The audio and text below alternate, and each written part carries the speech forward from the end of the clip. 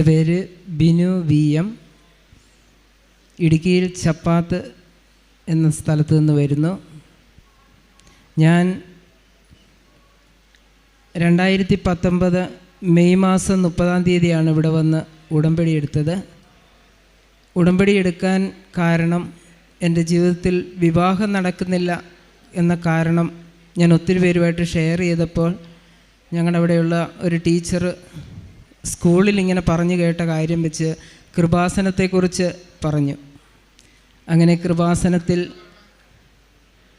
പത്രം എനിക്ക് ലഭിച്ചു. ഞാനത് വായിച്ചു. ടീച്ചറിനോട് തന്നെ പറഞ്ഞു, നമുക്ക് എല്ലാവർക്കും കൂടെ കൃപാസനത്തിലൊന്ന് പോകാം. അങ്ങനെ ഇവിടെ വന്ന് ഉടമ്പടി എടുക്കാൻ കാരണമായി. 18 വർഷമായിട്ട് വിവാഹം നടക്കാതിരുന്ന ഒരു വിഷമത്തിലാണ് ഞാൻ ജീവിച്ചത്. ഏതാണ്ട് 18ഓളം പെൺകുട്ടികളെ പോയി കാണുകയും ആരും അതിന് സമ്മതിക്കാത്തൊരു സാഹചര്യം ഉണ്ടാവുകയും ചെയ്തു. കാരണം സാമ്പത്തികമായിട്ട് വളരെ താഴ്ന്ന ഒരു കുടുംബത്തിൽ സ്വന്തമായിട്ടൊരു ജോലിയില്ല. ആകെയുള്ളത് വിദ്യാഭ്യാസമുണ്ട്, പക്ഷേ ജോലിയില്ല, സ്ഥിര വരുമാനമില്ല. കൂലിപ്പണിയൊക്കെ എടുത്താണ് ഞാൻ ജീവിച്ചിരുന്നത്. വീട്ടിലെ കാര്യങ്ങൾ നോക്കണം, എൻ്റെ കാര്യം നോക്കി അങ്ങനെയൊക്കെ. കാരണം എൻ്റെ പെങ്ങൾ ആ കാലഘട്ടത്തിൽ സ്ഥിരമായിട്ട് അസുഖമുള്ള ഒരാളായിരുന്നു. വാൽവിന് കംപ്ലൈൻ്റ് ഉണ്ടായിരുന്നത് കൊണ്ട് ഞങ്ങൾക്ക് കിട്ടുന്ന പൈസ മുഴുവനും എല്ലാ മാസവും ആശുപത്രി കൊടുക്കാൻ മാത്രമേ തികയത്തുള്ളായിരുന്നു, വണ്ടിക്കാർക്കും ആശുപത്രിയിലും. അതുകൊണ്ട് സാമ്പത്തികമായിട്ട് യാതൊരു വിധത്തിലുള്ള പുരോഗമനവും ഞങ്ങളുടെ ജീവിതത്തിലുണ്ടായില്ല. വിവാഹാലോചനകൾ വരുമ്പോഴെല്ലാം ഞങ്ങളുടെ വീടും പരിസരവും ഞങ്ങളുടെ സാമ്പത്തിക അവസ്ഥയും കണ്ട് നടത്തി കൊടുക്കാൻ പറ്റില്ല എന്ന് പറയും. അങ്ങനെ ഞാൻ വിഷമിച്ച് വളരെയധികം വേദനയോടുകൂടി ഇരുന്ന ഒരു സാഹചര്യത്തിൽ ഞാൻ ഇങ്ങനൊരു തീരുമാനമെടുത്തു. വിവാഹം നടക്കുന്നില്ല എങ്കിൽ ഇനി ഒരു ഏകസ്ഥ ജീവിതം. എൻ്റെ ഒരു സുഹൃത്ത് സുനീഷ് ഇവിടെ വന്നിട്ടുണ്ട്. സുനീഷ് എന്നെ ഒരു സ്ഥലത്ത് കൊണ്ടുപോയി. നല്ലതണ്ണി എന്ന് പറയുന്ന സ്ഥലത്ത് 3 ബ്രദർമാർ ഒറ്റയ്ക്ക് കാട്ടിൻ്റെ നടുക്ക് പ്രാർത്ഥിച്ച് മാത്രം ജീവിക്കുന്നുണ്ട്. അവിടെ പോയി ഞങ്ങൾ അവരെ കണ്ട് പ്രാർത്ഥിച്ചപ്പോൾ ഞാനൊരു തീരുമാനമെടുത്തു. അടുത്ത ഒരു ആലോചന കൂടെ നോക്കിയിട്ട് ഇനി കല്യാണം നടന്നില്ലെങ്കിൽ അവരുടെ കൂടെ കൂടിയേക്കാമെന്ന്. കാട്ടിൻ്റെ നടുക്ക് പോയി പ്രാർത്ഥിക്കാൻ മാത്രം ജീവിതം മാറ്റിവെക്കാമെന്ന്. അങ്ങനെ ഇരിക്കുമ്പോഴാണ് ഇവിടെ വന്ന് ഉടമ്പടി എടുക്കുന്നത്. ഉടമ്പടി എടുത്ത് ആ കാലഘട്ടത്തിൽ ഒരു പെൺകുട്ടി എന്നെ പരിചയപ്പെട്ടു. അപ്പോൾ ഞാൻ മത അധ്യാപകനാണ്, ഞങ്ങളുടെ പള്ളിയിൽ വേദപാഠം പഠിപ്പിക്കുന്നുണ്ട്. അപ്പോൾ ആ പെൺകുട്ടിയുടെ ആഗ്രഹം ഇതായിരുന്നു, ജീവിതത്തിൽ ഒരിക്കലും മദ്യപിച്ചിട്ടില്ലാത്ത, അല്ലെ മദ്യപാനത്തിന് അടിമയല്ലാത്ത ഒരാളെ കല്യാണം കഴിക്കണമെന്നായിരുന്നു ആ കുട്ടിയുടെ ആഗ്രഹം. അപ്പോൾ എന്നെ പരിചയപ്പെട്ടപ്പോൾ ഞാൻ ഇതിനെതിരാണെന്ന് അവർക്ക് മനസ്സിലായി. കാരണം ഞാൻ മദ്യവിരുദ്ധ പ്രവർത്തനങ്ങളിലൊക്കെ പങ്കെടുക്കുന്നത് കൊണ്ട് അങ്ങനെ എന്നെ സമീപിച്ച് ചോദിച്ചു, കല്യാണം കഴിക്കാൻ സമ്മതമാണോ എങ്കിൽ എൻ്റെ വീട്ടിൽ വന്ന് ചോദിക്കാമോ എന്ന് ചോദിച്ചു. ഞാൻ പറഞ്ഞു, ഞാൻ ചോദിക്കാം, പക്ഷേ നമ്മൾ തമ്മിലുള്ള പ്രായം ഭയങ്കര വ്യത്യാസമാണ്. ഞങ്ങൾ തമ്മിൽ 20 വയസ്സ് വ്യത്യാസമാണ്. അപ്പോൾ ഒരിക്കലും ആരും സമ്മതിക്കല്ല. ഒരപ്പനും അമ്മയും 20 വയസ്സ് വ്യത്യാസത്തിലൊരു ചെറുക്കന് പെണ്ണിനെ കല്യാണം കഴിച്ച് കൊടുക്കാൻ സമ്മതിക്കുകയില്ല. അപ്പം ആ സാഹചര്യത്തിൽ ഞാൻ ഈ വീട്ടുകാരോട് ചോദിക്കുകയാണ്, ഇതുപോലെ നിങ്ങളുടെ മകൾക്ക് താല്പര്യമുണ്ട്, എനിക്ക് കല്യാണം കഴിച്ച് തരാമോ എന്ന്. അവരുടെ ബന്ധുക്കളോട്, എൻ്റെ അയൽപക്കത്തുള്ളവരോടൊക്കെ അന്വേഷിച്ചപ്പോൾ അവർ പറഞ്ഞത്, പ്രായം കൂടിയ ഒരു ചെറുക്കൻ, നമുക്ക് പറ്റിയ കേസല്ല, അതുകൊണ്ട് ഇത് നടക്കുകയില്ലെന്ന് പറഞ്ഞത് മാറ്റി. അങ്ങനെ അത് ഉപേക്ഷിക്കപ്പെട്ട സാഹചര്യത്തിലാണ് ഞാനിവിടെ ഉടമ്പടി എടുക്കാൻ വരുന്നത്. ഉടമ്പടി എടുത്തിട്ട് ഞാൻ പ്രാർത്ഥിച്ചു, എനിക്ക് നല്ലൊരു ജീവിത പങ്കാളിയെ തരണം എന്ന് ഞാൻ മാതാവിൻ്റെ അടുത്ത് വന്ന് പ്രാർത്ഥിച്ചു. അങ്ങനെ ആ മാതാവിനോട് പ്രാർത്ഥിച്ചിട്ട് ഞാൻ ചെന്നു. 90 ദിവസം കഴിഞ്ഞു. ആദ്യത്തെ ഈ 90 ദിവസം കഴിഞ്ഞ് ഒന്നും നടന്നില്ല. വീണ്ടും ഞാൻ വന്ന് ഉടമ്പടി പുതുക്കി. വീണ്ടും അടുത്ത 90 ദിവസവും പ്രാർത്ഥിച്ചു. ഒരു മാറ്റവും ഈ വ്യക്തികളുടെ ഒന്നും ജീവിതത്തിലുണ്ടായില്ല. വീണ്ടും വന്ന് ഉടമ്പടി പുതുക്കി. മൂന്നാമത്തെ പുതുക്കൽ കഴിഞ്ഞപ്പോൾ ഇവിടെ 6 മണി വരെ ഇവിടെ നിന്നിട്ട് ബഹുമാനപ്പെട്ട ജോസഫ് അച്ഛനെ കാണാനായിട്ട് ഇവിടെ നിന്നു. അച്ഛനെ കണ്ട് ഒന്ന് പ്രാർത്ഥിച്ചിട്ട് പോകാമെന്ന്. ഇവിടെ വന്ന് അൾത്താരയുടെ സൈഡിൽ വന്ന് നിന്ന് അച്ഛൻ്റെ അടുത്ത് വന്നപ്പോൾ അച്ഛൻ എന്നോട് കാര്യം ചോദിച്ചു. ഞാൻ പറഞ്ഞതുപോലെ കല്യാണം നടക്കുന്നില്ല. അച്ഛൻ എൻ്റെ ഈ തോളിനിട്ടൊരു ഒറ്റ അടി അടിച്ചു, ഇവിടേക്കിട്ട് നല്ലപോലെ വേദനിച്ചു. എന്നോട് പറഞ്ഞു കുരിശിൻ്റെ ചുവട്ടിൽ പോയി ഒന്ന് പ്രാർത്ഥിച്ചേക്കാൻ പറഞ്ഞു. ഞാൻ അങ്ങോട്ട് വിശ്വാസ പ്രമാണം ഉറക്കച്ചൊല്ലാൻ പറഞ്ഞു. ഞാൻ ചൊല്ലി തിരിച്ചിറങ്ങി ഇവിടെ വന്നപ്പോൾ അച്ഛൻ എൻ്റെ തലയ്ക്ക് കൈപിടിച്ച് പ്രാർത്ഥിച്ചിട്ട് എൻ്റെ കവളത്തൊരു ഒറ്റ അടി അടിച്ചു. പക്ഷേ എനിക്ക് വേദനിച്ചില്ല. ഞാൻ പോയി. അച്ഛൻ പറഞ്ഞു എല്ലാം നടക്കുമെന്ന് പറഞ്ഞു. ഞാൻ പോയി. ഈ മൂന്നാമത്തെ പുതുക്കലിന് ശേഷം എടവപ്പള്ളിയിൽ പോയി പ്രാർത്ഥിച്ചിട്ട് അതിൻ്റെ തൊട്ടടുത്ത ദിവസം ഞാൻ ഫോൺ എടുത്തിട്ട് ഈ പെണ്ണിൻ്റെ അപ്പനെ വിളിക്കുകയാണ്. വിളിച്ചു, ഇന്നപോലെ എനിക്കൊന്ന് നേരിട്ട് സംസാരിക്കണമെന്ന് പറഞ്ഞു. ആ കേസ് പറയാനാണെങ്കിൽ ഇനി എന്നെ വിളിക്കരുതെന്ന് പറഞ്ഞു. എന്നിട്ട് അതിന് ശേഷം ഈ പെണ്ണിനോട് പെണ്ണിൻ്റെ അപ്പൻ ചോദിച്ചു, നിൻ്റെ മനസ്സിൽ എന്നാ താല്പര്യം? എനിക്ക് ആ കല്യാണം മതി എന്ന് പറഞ്ഞു. കാരണം മദ്യപിക്കാത്ത ആളാണ്, അതുകൊണ്ട് അത് മതി എന്ന് പറഞ്ഞു. അങ്ങനെ അവിടെ ഭയങ്കര പ്രശ്നം ഉടക്കായി. എന്നാണെങ്കിലും എനിക്ക് കല്യാണം മതി എന്ന് പറഞ്ഞു. അവളുടെ ആൾക്കാരെ എല്ലാം വിളിച്ചു കൂട്ടി വീട്ടിൽ ഇരുന്ന് അവർ ആലോചിച്ചു. അവളുടെ ഇഷ്ടം അതാണെങ്കിൽ നടത്തി കൊടുക്കാൻ ആ അപ്പൻ്റെ അനിയന്മാരും ചേട്ടന്മാരും ചേടത്തിമാരൊക്കെ പറഞ്ഞു. പക്ഷേ ഞങ്ങൾക്കൊരു ഉത്തരവാദിത്വം ഇല്ലെന്നും പറഞ്ഞു, വീട്ടിൽ നിന്നൊന്നും തരത്തുമില്ലെന്ന് പറഞ്ഞു. അപ്പം ഞാൻ ടൈലിൻ്റെ വർക്കാണ് ചെയ്തുകൊണ്ടിരിക്കുന്നത്. അത്യാവശ്യം പൈസയൊക്കെ ഈ സമയമായപ്പോൾ എനിക്ക് ദൈവം അനുഗ്രഹിച്ച് ഉണ്ടായിരുന്നു. ഞാൻ പറഞ്ഞു നിങ്ങളുടെ പൈസ ഒന്നും വേണ്ട, പെണ്ണിനെ മാത്രം തന്നാൽ മതി. അങ്ങനെ ആ പെണ്ണിനെ കല്യാണം കഴിച്ച് തരാമെന്ന് തീരുമാനിച്ചു. അങ്ങനെ വെറും 22 ദിവസം കൊണ്ട് അച്ഛന്മാരും ഒക്കെ ആയിട്ട് ചർച്ച നടത്തി ഈ കല്യാണം 22 ദിവസം കൊണ്ട് നടത്തി. ഞാൻ 2.5 ലക്ഷം രൂപ 2.25 ലക്ഷം രൂപയുടെ സ്വർണം വാങ്ങിച്ച് പെണ്ണിനെ ഇട്ടാണ് ഞാൻ കല്യാണം കഴിച്ചത്. കല്യാണമൊക്കെ കഴിഞ്ഞ് വീട്ടിൽ വന്നു. ഏതാണ്ട് 4 മാസം ഞാനും എൻ്റെ മാതാപിതാക്കളും ഈ പെണ്ണും ഒരുമിച്ച് ജീവിച്ചു. ഞാൻ സ്ത്രീധനം വാങ്ങിച്ച് കല്യാണം കഴിക്കാത്തത് കൊണ്ട് എൻ്റെ അമ്മയ്ക്ക് എന്നോട് ഭയങ്കര ദേഷ്യമായിരുന്നു.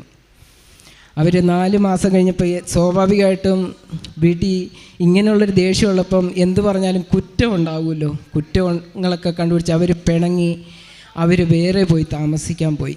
കാരണം ഇവരുടെ കൂടെ ഇനി ജീവിക്കുന്നില്ല എന്ന് പറഞ്ഞു. ഒത്തിരി വിഷമമായി ഇപ്പോഴും. പക്ഷേ പോയി കഴിഞ്ഞ് പിന്നെ സൗമ്യതയിലൊക്കെ ആയി. ഞങ്ങൾ ഇപ്പം നല്ല ടേംസില്ല. പക്ഷേ വീട്ടിൽ വരത്തില്ലെന്നാണ് പറഞ്ഞിരിക്കുന്നത്. മാതാവ് കൊണ്ടുവരുമെന്ന് വിശ്വസിക്കുന്നുണ്ട് ഞാൻ. അങ്ങനെ വിവാഹം കഴിഞ്ഞു. വിവാഹം കഴിഞ്ഞ് ഞാൻ ആഗ്രഹിച്ചിത്രയേ ഉള്ളൂ, എനിക്ക് 2 കുട്ടികളെ എങ്കിലും വേണം. കാരണം എല്ലാവരും പറഞ്ഞു നിനക്ക് പിള്ളേരുണ്ടാകുകയില്ലെന്ന്. കാരണം എന്നാണെന്നറിയോ? പ്രായവ്യത്യാസം. നിൻ്റെ ജീവിതത്തിൽ നിങ്ങൾക്ക് മക്കളുണ്ടാകുകയില്ലെന്ന്. എനിക്കത് ഭയങ്കര വിഷമമായിരുന്നു. കല്യാണം കഴിഞ്ഞ 4ാമത്തെ മാസം അവൾ പ്രഗ്നൻ്റായി. പ്രസവിച്ചു. ഒരു പെൺകുഞ്ഞിനെ കിട്ടി. അവൾക്ക് 2 വയസ്സ് പൂർത്തിയായപ്പോൾ അടുത്ത കുഞ്ഞ് ഒരാൺകുഞ്ഞിനെ തന്നു. ഇപ്പോൾ 5.5 മാസം ആൺകുഞ്ഞിന് പ്രായമായി. എനിക്ക് 2 കുഞ്ഞിനെയും കിട്ടി. ഈ കല്യാണം നടക്കാത്തവരുടെ വിഷമം എന്ന് പറഞ്ഞാൽ ഉണ്ടല്ലോ, അത് പറഞ്ഞറിയിക്കാൻ പറ്റത്തില്ല. കാരണം കുറ്റപ്പെടുത്തലുകൾ ഇഷ്ടം പോലെ സമൂഹത്തിൽ നിന്ന് കിട്ടുന്ന ഒരു കാലഘട്ടമാണ്. നമുക്ക് പ്രായം കൂടി. ഞാൻ 43ാമത്തെ വയസ്സിലാണ് എൻ്റെ കല്യാണം കഴിയുന്നത്. പക്ഷേ എന്നെ ഇപ്പം നിങ്ങൾ കണ്ടാലും അത്രയും പ്രായമൊന്നും പറയത്തില്ല. അതിന് മാതാവിനിങ്ങനെ നോക്കുന്നുണ്ട്. അപ്പോൾ ദൈവത്തിൻ്റെ മാതാവിൻ്റെ വലിയ അനുഗ്രഹം ഉള്ളതുകൊണ്ട് ഇനി ഉടമ്പടിയിൽ ഇങ്ങനെ ഈ ഒരു കാര്യം എനിക്ക് സാധിച്ചു കിട്ടി. അടുത്തത് എൻ്റെ സഹോദരിക്ക് ജോലിയില്ലാത്ത ഒരവസ്ഥയായിരുന്നു. അവൾ ജോലിയില്ലാതെ പിള്ളേരെ പഠിപ്പിക്കാനൊക്കെ ഒത്തിരി ബുദ്ധിമുട്ടിയിരുന്ന സമയത്ത് അവൾ B.Ed ഒക്കെ പഠിച്ചിട്ട് ജോലിയില്ലാതിരിക്കുമ്പോൾ പ്രൈവറ്റ് സ്കൂളിലൊക്കെ പഠിപ്പിച്ചിരുന്ന സമയത്ത് അതായത് കോർപ്പറേറ്റ് മാനേജ്മെൻറ്റിൻ്റെ ടെസ്റ്റ് എഴുതി. ടെസ്റ്റിൽ 1ാം റാങ്ക് കിട്ടി. പക്ഷേ രൂപതയിൽ ഒഴിവില്ല. അങ്ങനെ 1 വർഷം കഴിഞ്ഞു, 2 വർഷം കഴിഞ്ഞു, 3 വർഷം കഴിഞ്ഞു. ആ ലിസ്റ്റ് ക്യാൻസലായി. അടുത്ത് വീണ്ടും എഴുതി, വീണ്ടും 1ാം റാങ്കിൽ വന്നു. അപ്പോൾ ഒരു സ്ഥലത്ത് ഒഴിവുണ്ട്, അവിടെ പോയി ജോലി ചെയ്തു. മൂന്നാറിലെ ചിന്നക്കനാൽ എന്ന് പറയുന്ന സ്ഥലത്ത് 1 രൂപ പോലും ശമ്പളം കിട്ടിയില്ല. 1 വർഷം 2 വർഷം ജോലി ചെയ്തു. 1 രൂപ പോലും ശമ്പളം കിട്ടാതെ ജോലി ചെയ്തു. വളരെ വിഷമിച്ച് നടന്നു. ഞാനപ്പോൾ ഈ വിഷയവും ഉടമ്പടിയിൽ വെച്ചിരുന്നു. എൻ്റെ സഹോദരിക്ക് സ്ഥിരമായൊരു ജോലി നൽകണമേ എന്ന്. അതിനുശേഷം കോട്ടയം മൗണ്ട് കാർമൽ സ്കൂളിൽ ഒരു ഒഴിവ് വന്നു. അത് വളരെ യാദൃശ്ചികമായിട്ട് വന്നതെന്നാണ് പറഞ്ഞ്. യാദൃശ്ചികമായിട്ട് അവിടെ ഒരു ഒഴിവ് വരികയും, രൂപതയുടെ സ്കൂളല്ല, അത് കോൺവെൻറ്റിൻ്റെ സ്കൂളാണ്. അപ്പോൾ എ വിഭാഗവും ബി വിഭാഗവും അങ്ങനെ ഇതിൻ്റെ ഒരു വ്യത്യാസമൊക്കെ ഉണ്ട്. അത് കറക്റ്റ് എനിക്കറിയില്ല. അപ്പോൾ അവിടെ അത് അങ്ങോട്ടും ഇങ്ങോട്ടും ഈ എ വിഭാഗത്തിലെ ലിസ്റ്റിലാണോ ഉള്ളെങ്കിൽ ബി വിഭാഗത്തിൽ കിട്ടാൻ പാടാം, ബി വിഭാഗത്തിലെ ലിസ്റ്റിലാണോ ഉണ്ടെങ്കിൽ എ വിഭാഗത്തിൽ കിട്ടാൻ പാടാം. പക്ഷേ എങ്ങനെയാണെന്നറിയില്ല, അവൾക്കവിടെ അപ്പോയിൻമെൻറ്റ് പാസ്സായി ഇപ്പോൾ അവിടെ ജോലിക്ക് പോകുന്നു. ഞങ്ങൾ ശരിക്കും ഞാൻ അവളോടും പറഞ്ഞായിരുന്നു, ഞാൻ എന്നെ പോലെ ഉടമ്പടി വെച്ചിട്ടുണ്ട്, നീയും വന്ന് ഇവിടെ വന്ന് ഉടമ്പടി എടുക്കണം, ഇവിടെ വന്ന് ഉടമ്പടി എടുക്കണം. ഞാൻ ഉടമ്പടി വെച്ച് 4ാമത്തെ പുതുക്കലിനാണ് അവളുടെ അപ്പോയിൻമെൻറ്റ് പാസ്സാകുന്നത്. ആ പുതുക്കലിന് തൊട്ട് മുമ്പ് തന്നെ അവളും വന്നിവിടെ ഉടമ്പടി എടുത്തായിരുന്നു. അങ്ങനെ ആ ജോലി കിട്ടി. അതെനിക്ക് 2ാമത് കിട്ടിയ ഒരു അനുഭവമാണ്. പിന്നെ ഞാൻ എൻ്റെ സഹോദരിയുടെ മകള്, അവൾ നന്നായിട്ട് പഠിക്കും, പക്ഷേ കണക്കെന്ന് പറയുന്ന സാധനം അവൾക്ക് അറിയത്തില്ല. എങ്ങനെ എഴുതിയാലും ഏത് പരീക്ഷ എഴുതിയാലും 20 മാർക്ക്, 18 മാർക്ക്, 22 മാർക്ക്, അതിന് മേൽ മാർക്കില്ല. പാസ്സാകും, ജസ്റ്റ് പാസ്. പക്ഷേ ഫുൾ A+ മേടിക്കണം, അത് ഞങ്ങളുടെയൊക്കെ ഒരു ആഗ്രഹമായിരുന്നു. കാരണം ഞങ്ങളുടെയൊക്കെ കുടുംബത്തിൽ ആരും നല്ല വിദ്യാഭ്യാസത്തിൽ എത്തിയിട്ടില്ല. അതൊക്കെ ഞങ്ങളുടെയൊക്കെ വന്ന ഒരു ഭയങ്കര എന്താ പറയുക, ദുരഭിമാനം പോലൊക്കെ ഞങ്ങൾക്ക് പലരുടെയും മുൻപിൽ ഞങ്ങൾക്ക് അങ്ങനെ തോന്നിയിട്ടുണ്ട്. അപ്പം ഞങ്ങളുടെ ആഗ്രഹമായിരുന്നു ഫുൾ A+ മേടിച്ച് കുടുംബത്തിലൊരു കുഞ്ഞുണ്ടാകണം. ഞാനിവിടെ വന്ന് ഉടമ്പടി എടുത്തപ്പോൾ അവൾക്ക് വേണ്ടി ഉടമ്പടി എടുത്തു. എൻ്റെ ഈ കുഞ്ഞിന് ഈ മാത്സ് എന്ന് പറയുന്ന വിഷയത്തിൽ ഫുൾ മാർക്ക് മേടിക്കാനുള്ള കൃപ മാതാവ് കൊടുക്കണം. മാതാവ് അവൾക്കത് കൊടുത്തു. അവൾ മോഡൽ പരീക്ഷയ്ക്ക് 24 മാർക്ക് അവൾക്ക് കിട്ടിയേ. ഇപ്പം ഞങ്ങളോർത്ത് കിട്ടുകയില്ലായിരിക്കുമെന്ന്. പക്ഷേ 90-ന് മേളിൽ മാർക്ക് കിട്ടി. അങ്ങനെ ഫുൾ A+ അവൾ 10ാം ക്ലാസ് പാസ്സായി. അതിനുശേഷം അവൾ +2 ഫുൾ A+ പാസ്സായി. ഇപ്പോൾ അവൾ എറണാകുളം കോളേജിൽ അവൾ പഠിക്കുന്നു. അത് അടുത്ത കിട്ടിയ ഒരു അനുഭവം എന്ന് പറഞ്ഞാൽ, എൻ്റെ ഈ കൈയുടെ വിരലിൽ ഈ സൈഡിലെല്ലാം ഞാൻ ടൈലിൻ്റെ പണി ചെയ്യുന്നത് കൊണ്ട് സിമൻറ്റും പശയും ഉപയോഗിച്ച് ആണ് ഇത് ചെയ്തുകൊണ്ടിരുന്നത്. മുഴുവൻ ഇങ്ങനെ പൊട്ടിക്കീറുന്ന ഒരു അസുഖം എനിക്ക് ഉണ്ടായിരുന്നു. ഒരു 10 വർഷമായിട്ട് ഞാനൊരു 10-20 ഡോക്ടറെ പോയി കണ്ടു, ഈ സ്കിന്നിൻ്റെ സ്പെഷ്യലിസ്റ്റിനെ. ഞാൻ ചെയ്യാവുന്ന മരുന്നെല്ലാം ചെയ്തു. ഇവിടെ ഉടമ്പടിയിൽ ഞാനത് നിയോഗമായിട്ടൊന്നും എഴുതിയില്ല. പക്ഷേ ഇവിടുന്ന് കിട്ടിയ തൈലം പുരട്ടി ഒരു 2-3 മാസം പുരട്ടിയിട്ട് മാറിയില്ല. അപ്പോൾ എനിക്ക് തോന്നി ഇത് മാറത്തൊന്നും ഇല്ല എന്ന്. പിന്നെ എൻ്റെ മനസ്സ് പറഞ്ഞു, ഇനിയും പുരട്ടുക, ഈ ഓയിൽമെൻറ്റുകളൊന്നും പുരട്ടണ്ട, ഇനി ഇത് തന്നെ പുരട്ടുക.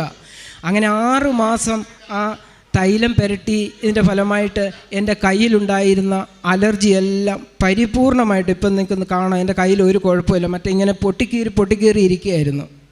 എല്ലാം മാറി. മാതാവ് എന്നെ അനുഗ്രഹിച്ചു. ഞാൻ അടുത്തതായിട്ട് എനിക്ക് കിട്ടിയ മറ്റൊരു അനുഗ്രഹം ഇതാണ്. ഞാൻ പള്ളിയിൽ സൺഡേ സ്കൂളിൽ പഠിപ്പിക്കുന്നത്. ഞാനിപ്പോൾ 30 വർഷമായിട്ട് പഠിപ്പിച്ചുകൊണ്ടിരിക്കുകയാണ്. ഞാൻ ഉടമ്പടി എടുത്ത വർഷം എനിക്ക് കിട്ടിയ കുട്ടികൾ വലിയ കാര്യമായിട്ടൊന്നും പഠിക്കുകയല്ല. കുറച്ച് പേര് പഠിക്കുമെങ്കിലും വലിയ കാര്യമായിട്ട് പഠിക്കില്ല. അവരുടെ പ്രത്യേകത ഇതാണ്, ക്ലാസ്സിൽ വന്നിരുന്ന അവർ ഫുൾ അശ്രദ്ധരാണ്. എന്നാ പറഞ്ഞ് കഥ പറഞ്ഞ് അല്ലെങ്കിൽ എത്ര ഇൻട്രസ്റ്റിംഗ് ആയിട്ട് ക്ലാസ് എടുത്താലും അവർ ശ്രദ്ധിക്കത്തില്ല, അവർ പഠിക്കത്തില്ല. ഞാൻ മാതാപിതാക്കളെ വിളിച്ച് പറഞ്ഞു, ഈ പിള്ളേർ ഭയങ്കര അലമ്പാന്നാണ് സ്കൂളിലും പറഞ്ഞത്. ഞാൻ ഈ കുഞ്ഞുങ്ങൾക്ക് വേണ്ടി ഉടമ്പടിയിൽ നിയോഗം വെച്ച് പ്രാർത്ഥിച്ചു. ഈ പിള്ളേർ ഏറ്റവും നല്ല രീതിയിൽ പാസ്സായി ഒരു ബാച്ചായിട്ട് എനിക്ക് പറഞ്ഞു വിടണം. അതിനെ മാതാവിനെ അനുഗ്രഹിക്കണം.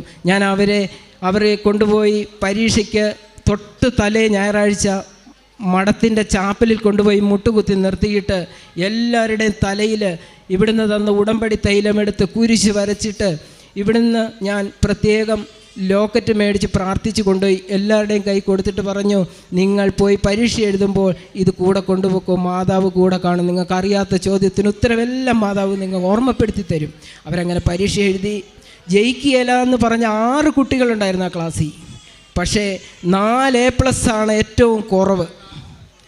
ഒരു ഫുൾ A+, പിന്നെ 9A+, 8A+, ഇങ്ങനെ ഞാൻ ആ കുട്ടികൾക്ക് വേണ്ടി ഉടമ്പടി എടുത്ത് പ്രാർത്ഥിച്ചതിൻ്റെ ഫലമായിട്ട്, അതുപോലെ ഇവിടെ നിന്ന് ഞാൻ കൊണ്ടുപോകുന്ന പത്രം അവർക്ക് വായിക്കാൻ കൊടുക്കുമായിരുന്നു. ഇതൊക്കെ അവർ വായിച്ചു. അങ്ങനെ അവരുടെ സ്വഭാവം തന്നെ മാറി. കാരണം പ്രാർത്ഥിക്കണമെന്നുള്ള ആഗ്രഹം, പള്ളി വരണമെന്നുള്ള ആഗ്രഹം, അവർ വ്യക്തിപരമായി ബൈബിൾ വായിക്കണമെന്നുള്ള ആഗ്രഹം ഒക്കെ ഈ കുഞ്ഞുങ്ങളിൽ ഉണ്ടാകുകയും അവരൊത്തിരി ഇപ്പോൾ ശരിക്കും അവരെ കണ്ട ഒരു അച്ചടക്കമുള്ള കുട്ടികളായിട്ട് എനിക്ക് കാണാനിടത് മാതാവ് നൽകിയ വലിയ അനുഗ്രഹമാണെന്ന് ഞാൻ ഈ അവസരത്തിൽ വിചാരിക്കുകയാണ്. പിന്നെ എനിക്കൊരു വീട്, കാരണം ഞാൻ താമസിക്കുന്നത് പെരിയാറിൻ്റെ തീരത്ത്, മുല്ലപ്പെരിയാർ തുറന്നു വിട്ടാൽ വെള്ളം ഇഷ്ടം പോലെ വരുന്ന സ്ഥലത്താണ് ഞാൻ താമസിക്കുന്നത്. പെരിയാറിൻ്റെ തീരത്താണ് എൻ്റെ വീട്. ഒരു 5 സെൻറ്റ് സ്ഥലം, ഒരു കുഞ്ഞ വീടുമാണ്. കഴിഞ്ഞ പ്രളയത്തിന് എൻ്റെ വീട്ടിൽ എന്നെക്കാളും പൊക്കത്തിൽ വെള്ളം കയറി. വീടിൻ്റെ അകത്തുണ്ടായിരുന്ന അടുപ്പ്, അതുപോലെ ഒരു സൈഡിലുണ്ടായിരുന്ന ബാത്റൂം എല്ലാം ഇടിഞ്ഞ് പൊളിഞ്ഞു പോയി. അപ്പം ഞാൻ ആഗ്രഹിച്ച് ഇവിടെ വന്ന് ഉടമ്പടി എടുത്ത് പ്രാർത്ഥിച്ചാണ്, നല്ലൊരു വീട് സ്ഥലവും വേറെ എവിടെയെങ്കിലും എനിക്ക് തരണമേ മാതാവേ എന്നാണ് പറഞ്ഞ്. ഞാൻ അങ്ങനെ ഈ 19 മുതൽ ഈ കഴിഞ്ഞ 4 മാസം മുമ്പ് വരെയും ഇത് പ്രാർത്ഥിച്ചു കൊണ്ടിരുന്നു. കഴിഞ്ഞ 4 മാസം മുമ്പ് ഈ വീട് തന്നെ പണിയേണ്ടതായ ഒരു സാഹചര്യമുണ്ടായി. കാരണം ചെതൽ കയറിയിട്ട് എപ്പോൾ വേണേലും ഇത് താഴെ വീഴാം. ഞാൻ പോയി, ഈ വീടിൻ്റെ മേളിൽ കടയുണ്ട്, ഒരു 5-6 തട്ടിയുണ്ട്, അത് വാടകയ്ക്ക് കൊടുത്തിരിക്കും. അവരിങ്ങനെ ചവിട്ടുമ്പോൾ താഴോട്ട് താന്നു വരുന്ന പോലെ മുഴുവൻ ചെതൽ കയറി മണ്ണായി തീർന്നു. അങ്ങനെ ഞാനത് പണിയാൻ തീരുമാനിച്ചു. എൻ്റെ കയ്യിലാകെ ഉള്ളത് കല്യാണത്തിന് മേടിച്ച കുറച്ച് സ്വർണം മാത്രമാണ്. ഞാൻ ഈ സ്വർണം കൊണ്ട് വിറ്റു. 1.5 ലക്ഷം രൂപ എനിക്ക് കിട്ടി. പിന്നെ എൻ്റെ കയ്യിൽ അല്ലാതെ എൻ്റെ അയൽക്കൂട്ടത്തിൽ നിന്നൊക്കെ ആയിട്ട് എനിക്ക് കിട്ടിയത് ഒരു 50,000, 2 ലക്ഷം രൂപ കൊണ്ട് ഞാൻ അതിൻ്റെ പണി ആരംഭിച്ചു. എൻ്റെ കൂടെയുള്ള എൻ്റെ കൂട്ടുകാരും എന്നെ അറിയാവുന്നവരൊക്കെ ആയിട്ട് 1 ലക്ഷം രൂപ, 50,000 രൂപ, 75,000 രൂപ ചിട്ടി പിടിച്ചു, 1.25 ലക്ഷം രൂപ ഇങ്ങനെ തന്ന് ആ വീടിൻ്റെയും കടയുടെയും പണി ഞാൻ ഏതാണ്ട് പൂർത്തിയാകാറായി. ഇനി വയറിങ്ങിൻ്റെ പണിയും കൂടെ ഉള്ളൂ, ബാക്കിയെല്ലാം ചെയ്തു. ഏതാണ്ട് 9 ലക്ഷം രൂപയ്ക്ക് മേളിൽ ഇപ്പോൾ ആയിട്ടുണ്ട് അതിന്. ഇനി വയറിങ്ങിൻ്റെ പണി ബാക്കിയെല്ലാം കുറച്ച് തീരുമ്പോൾ ഒരു 10 ലക്ഷം രൂപയാകും. പ്രിയപ്പെട്ടവരെ, റോഡ് സൈഡിൽ 3 ഷട്ടറും ഒരു വീടും എനിക്കിപ്പോൾ പരിശുദ്ധാമ്മ മാതാവിനോട് പ്രാർത്ഥിച്ചതിൻ്റെ ഫലമായിട്ട് കിട്ടി. ഇപ്പം ഈ 2ാമത്തെ കുഞ്ഞ് ജനിച്ചിട്ട് അവിടെ ഞാൻ കൊണ്ടുവന്നില്ല, കാരണം ഇതിടിഞ്ഞ് താഴെ വീഴാൻ എന്നൊരവസ്ഥയിലാണ് ഇതിരിക്കുന്നത്. കാരണം പൊളിച്ചിറക്കിയപ്പോൾ ഒരറ്റം പൊളിച്ചപ്പോൾ ആ സൈഡ് മുഴുവനുള്ള ഷീറ്റ് ഒടിഞ്ഞ് താഴെ പോയി. ഒരു 9-10 ഷീറ്റോളം പോയി. പിന്നെ അതൊക്കെ പുതിയത് വാങ്ങിച്ചിട്ടുണ്ട് വന്നു. അങ്ങനത്തെ ഒരവസ്ഥയിൽ എനിക്ക് നല്ലൊരു വീട് മാതാവ് തന്നെ അനുഗ്രഹിച്ചു. മാതാവിന് ഞാൻ പ്രത്യേകം നന്ദി പറയുന്നു. കാരുണ്യപ്രവൃത്തികൾ ചെയ്യുക. ഈ അനാഥാലയ നമ്മുടെ ഒരു സ്നേഹാശ്രമമുണ്ട് കട്ടപ്പന 20 ഏക്കറിൽ. അസീസി അച്ഛന്മാർ സിസ്റ്റേഴ്സ് നടത്തുന്നതാണ്. ഞാൻ എൻ്റെ കല്യാണത്തിന് ഒരു തുക മാറ്റി വെച്ചിട്ട് അവിടെ കൊണ്ടുപോയി അവർക്ക് കൊടുത്തു. ഇത് ഇവർക്ക് ഏതാവശ്യങ്ങൾക്ക് വേണ്ടിയും വിനിയോഗിച്ചാൽ എനിക്ക് എൻ്റെ കയ്യിൽ പൈസ ഉള്ളപ്പോൾ ഞാൻ വല്ലപ്പോഴും ആരും അറിയാതെ ഞാൻ അവിടെ പോകും, കൊണ്ടുപോയി പൈസ കൊടുക്കും. ആ സിസ്റ്ററിനോട് റെസിപ്റ്റ് മേടിച്ചിട്ടുണ്ട്. ഈ കഴിഞ്ഞ പ്രാവശ്യം ഞാൻ കൊണ്ട് പൈസ കൊടുത്തപ്പോൾ സിസ്റ്റർ പറഞ്ഞത്, മോൻ്റെ കുഞ്ഞുങ്ങളെ കൊണ്ടുവരണം, കാരണം അവർക്ക് വേണ്ടിയൊക്കെ നിൻ്റെ കല്യാണം നടക്കാനൊക്കെ ഞങ്ങൾ പ്രാർത്ഥിച്ചിട്ടുണ്ടായിരുന്നു, അവരെയും കൊണ്ടുവന്ന് കാണിക്കണമെന്നൊക്കെ പറഞ്ഞ് കഴിഞ്ഞ ദിവസം. അതുപോലെ വിൻസെൻ്റ് ഇപ്പോൾ സൊസൈറ്റിയിലൊക്കെ പ്രവർത്തകർ പിരിവിന് അങ്ങനെയും പലരെയും സഹായിക്കാൻ, അതുപോലെ ഈ വീട് പണിത് കൊടുക്കുന്ന അവരെയൊക്കെ കയ്യിൽ പൈസ കൊടുത്ത് അങ്ങനെയും സഹായിക്കുന്നുണ്ട്. അതുപോലെ പ്രേക്ഷിത പ്രവർത്തനം എന്ന് പറഞ്ഞാൽ പത്രങ്ങൾ ഞാൻ 2 ഭാഷയിലുള്ള പത്രങ്ങളാണ് ഇവിടുന്ന് വാങ്ങിച്ചുകൊണ്ട് പോവുക, തമിഴും മലയാളവും. ആ പ്രദേശങ്ങളിൽ തമിഴ് സംസാരിക്കുന്ന ഒത്തിരി ആൾക്കാരുണ്ട്. അപ്പോൾ അവർക്ക് തമിഴ് പത്രം അവരുടെ വീടുകളിൽ കൊടുക്കും, വീടുകൾ കയറി കൊടുക്കും. അതുപോലെ മലയാളം പത്രവും എൻ്റെ പള്ളിയിൽ ഞാൻ പഠിപ്പിക്കുന്ന മുഴുവൻ സൺഡേ സ്കൂൾ കുട്ടികൾക്കും ആ പ്രദേശങ്ങളിൽ ഞാൻ പണിക്ക് പോകുന്ന സ്ഥലത്ത്, ഞാൻ പണി ചെയ്യുന്ന വീട്ടിൽ, അവിടെ അങ്ങനെ എല്ലാ സ്ഥലത്തും കൊണ്ട് ഈ പത്രം ഞാൻ വിതരണം ചെയ്യും. അങ്ങനെ പ്രേക്ഷിത പ്രവർത്തനം ചെയ്യുന്നു. യുവാക്കൾ പോലും തളരുകയും ക്ഷീണിക്കുകയും ചെയ്തേക്കാം. ചെറുപ്പക്കാർ ശക്തിയേറ്റ് വീഴാം. എന്നാൽ കർത്താവിൽ ആശ്രയിക്കുന്നവർ കഴുകന്മാരെ പോലെ ചിറകടിച്ചുയരും. അവർ ഓടിയാലും തളരുകയില്ല, നടന്നാൽ ക്ഷീണിക്കുകയുമില്ല. യെശയ്യാ പ്രവാചകൻ്റെ പുസ്തകം 30-ാം അധ്യായം 40 മുതലുള്ള തിരുവചനങ്ങളാണ് നാം കേട്ടത്. തൻ്റെ വിവാഹത്തിൻ്റെ കാര്യങ്ങൾ ബിനു എന്ന ഈ മകൻ അനുഭവസാക്ഷ്യത്തിലൂടെ പങ്കുവയ്ക്കുന്നു. 18 വർഷമായി വിവാഹത്തിന് വേണ്ടി നടക്കുന്നു, പല ആലോചനകൾ നടന്നു. എന്നാൽ അവിടെയൊന്നും തനിക്ക് യോജിച്ച ഒരു പങ്കാളിയെ കണ്ടെത്താൻ ഈ മകന് കഴിഞ്ഞില്ല. അതിന് ഈ മകൻ പറഞ്ഞ കുറച്ച് കാര്യങ്ങളുണ്ട്.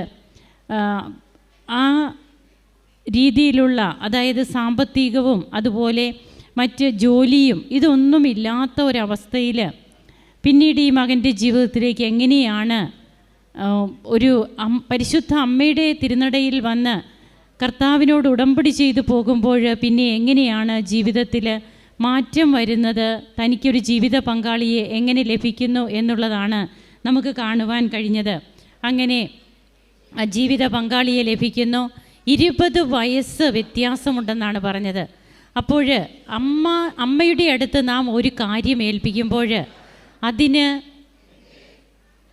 എത്ര കാലതാമസം ഉള്ളതാണെങ്കിലും പരിശുദ്ധ അമ്മ ഇടപെടുമ്പോൾ കാനായിലെ കല്യാണ വിരുന്ന് പോലെ അവിടെ ആ കുടുംബത്തിൻ്റെ അപമാന പ്രശ്നമാകുമായിരുന്നു, അവരുടെ അഭിമാന പ്രശ്നമായിരുന്നു, അതവർക്ക് അപമാനമാകുമായിരുന്നു. ആ അവസ്ഥയിൽ അമ്മ എങ്ങനെയാണ് ഇടപെട്ടത്? ഈശോയോട് പറഞ്ഞ് ആ കാര്യങ്ങളൊക്കെ അമ്മ സൈലൻ്റായിട്ട് നിന്ന് അമ്മ ചെയ്യുകയാണ്. അമ്മ മറ്റൊന്നും പറയുന്നില്ല, അവൻ പറയുന്നത് പോലെ ചെയ്യുവിൻ. 35 വർഷമായി തൻ്റെ മതബോധന ജീവിതത്തിൽ കുഞ്ഞുങ്ങൾക്ക് നല്ല കാര്യങ്ങൾ പറഞ്ഞു കൊടുക്കുന്ന, ജീവിതത്തിൽ മദ്യമോ അല്ലെങ്കിൽ മറ്റെന്തെങ്കിലുമോ അങ്ങനെ ഒരു ലഹരി ജീവിതമൊന്നും നയിക്കാത്ത, എല്ലാ ദിവസവും വിശുദ്ധ കുർബാനയും വിശുദ്ധ കുമ്പസാരവും ഒക്കെ ആയിട്ട് പോകുന്ന ഈ മകന് അങ്ങനെ പരിശുദ്ധ അമ്മ തന്നെ അതിനുള്ള മാർഗങ്ങൾ കണ്ടെത്തുന്നു. ഒരു പെൺകുട്ടി ഇങ്ങോട്ട് വന്ന് ചോദിക്കുന്നു എന്നാണ് പറയുക. അങ്ങനെ വലിയ മംഗളകരമായിട്ട് തന്നെ അവരുടെ വിവാഹം നടക്കുന്നു. കുഞ്ഞുങ്ങളെ ലഭിക്കില്ല എന്നൊക്കെ പറഞ്ഞെങ്കിലും കുഞ്ഞുങ്ങളെ കൊടുത്ത് ദൈവം അവരെ അനുഗ്രഹിക്കുന്നു. പിന്നീട് തൻ്റെ സഹോദരിയുടെ ജോലി, 4 വർഷമായിട്ട് ജോലി ഇല്ലാത്ത അവസ്ഥ, ഒരു പൈസ പോലും ശമ്പളം വാങ്ങാതെ വർഷങ്ങളായിട്ട് ജോലി ചെയ്യേണ്ടി വരുന്ന അവസ്ഥ. ഇപ്പോഴെങ്ങനെയാണ് ആ മകൾക്ക് ഉടമ്പടി എടുത്തത് വഴി പാസ്സാകാതിരുന്ന അപ്പോയിൻമെൻറ്റ് പാസ്സായി, ജോലി ലഭിച്ചു, ജോയിൻ ചെയ്തു എന്ന് നാം കേൾക്കുന്നു. അതുപോലെ ഉടമ്പടി നേർച്ച വസ്തുക്കളിലൂടെ ഈ മകൻ്റെ പ്രാർത്ഥനയിലൂടെ താൻ പഠിപ്പിച്ചുകൊണ്ടിരുന്ന കുഞ്ഞുങ്ങൾ അവരേത് നിലയിലെത്തി, ഇന്നവർ അച്ചടക്കമുള്ള കുഞ്ഞുങ്ങളായി തീർന്നു. സഹോദരിയുടെ മകൾക്ക് ഫുൾ A+ കിട്ടുന്നതിനെക്കുറിച്ച് നാം ശ്രദ്ധിച്ചു. അതുപോലെ ഈ മകൻ്റെ തന്നെ അലർജി 10 വർഷമായിട്ടുള്ളത്, അതെങ്ങനെയാണ് ഉടമ്പടി നേർച്ച വസ്തുക്കളിലൂടെ സൗഖ്യമാക്കപ്പെടുന്നത്? അങ്ങനെ തൻ്റെ ജീവിതത്തിൽ കൃപകൾ നേടി ഇവിടെ വന്ന് നിന്ന് ഈ മകൻ തന്നെ സാക്ഷ്യപ്പെടുത്തുകയാണ്. തിരുവചനം പറയുകയാണ്, യുവാക്കൾ പോലും തളരുകയും ക്ഷീണിക്കുകയും ചെയ്തേക്കാം, എന്നാൽ കർത്താവിൽ ആശ്രയിക്കുന്നവർ കഴുകന്മാരെ പോലെ ചിറകടിച്ചുയരുമെന്നാണ് പറയുക. ദൈവം മാത്രമാണ് ഉടമ്പടി എടുത്ത് ഒരിക്കലും നടക്കില്ല എന്ന് കരുതുന്ന അവസരങ്ങളിൽ ദൈവം മാത്രം അഭയമായിട്ടുള്ളവരുടെ ജീവിതത്തിൽ തമ്പുരാൻ എങ്ങനെയാണ് കരുണ വർഷിക്കുക, കൃപ ചൊരിയുക എന്നുള്ളതിൻ്റെ അനുഭവ സാക്ഷ്യങ്ങളാണ് നാം കേൾക്കുക. നമുക്ക് കരങ്ങളടിച്ച് ഈശോയ്ക്കും അമ്മയ്ക്കും നന്ദി പറയാം. ഈശോയെ നന്ദി, ഈശോയെ സ്തുതി, ഈശോയെ ആരാധന.